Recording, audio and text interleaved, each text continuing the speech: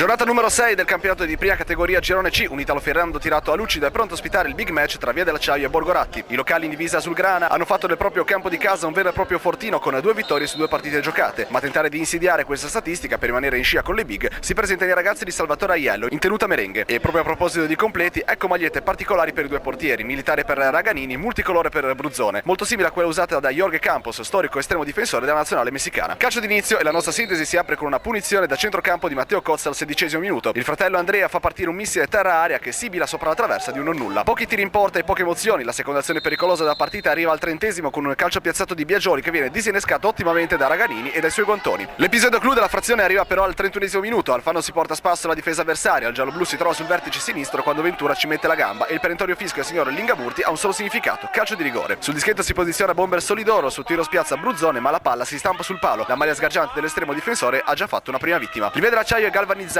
Fiorito riceve palla dalle retroguardie e poco importa se Andrea Cozza e Raganini lo prestano. Il numero 9 riesce comunque a tirare e a dare l'illusione del gol. Si chiude così un primo tempo a reti inviolate, ma grazie all'immagine e al montaggio del nostro Enrico Figus passiamo alla ripresa e più precisamente al 52° minuto quando il risultato si sblocca. Un'innocua rimessa laterale di Pastorino non viene intercettata da nessun difensore ospite. Serra ne approfitta e con la testa devia in porta e porta i suoi sull'1-0. Certe marcature a uomo si rivelano asfissianti e possono sfociare in tackle rischiosi come quello di Abate a danni di Solidoro. Il Borgoratti rumoreggia per un nuovo penalty, ma il direttore di gara fa subito cenno di proseguire. Rivediamo il tutto al replay. Al 57° minuto Pastorino vuole vestire ancora una volta i panni dell'assisman e mette in mezzo. Fiorito prova l'incornata, ma Raganini si supera e salva nuovamente i suoi pali. La partita sembra essersi stabilizzata sull'1-0 e una nuova sortita del Borgoratti arriva intorno al 75° con questa punizione dalla sinistra. Le torri in aria sono già posizionate, ma Bruzzone stringe i denti e allontana la palla con il pugno direttamente dalla testa dell'attaccante. Nel pieno del recupero Pastorino, uomo partita di oggi, falcia ingenuamente Gullini e questo tackle durissimo fa entrare il nome del locale nel taccuino dei più cattivi. Espulsione diretta che però non cambia le sorti della partita.